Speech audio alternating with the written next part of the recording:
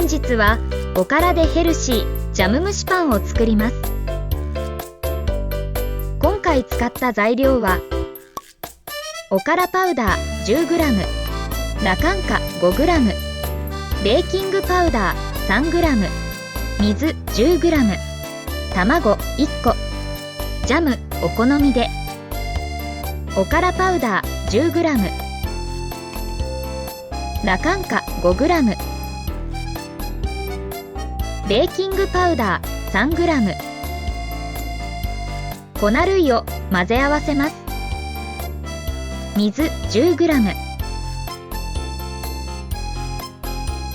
卵1個、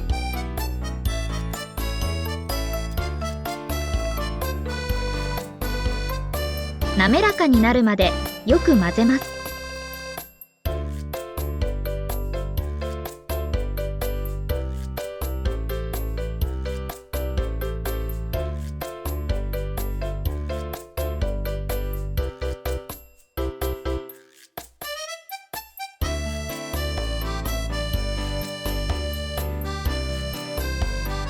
トントンと空気を抜きます。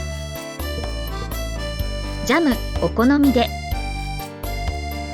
600ワットの電子レンジで1分加熱します。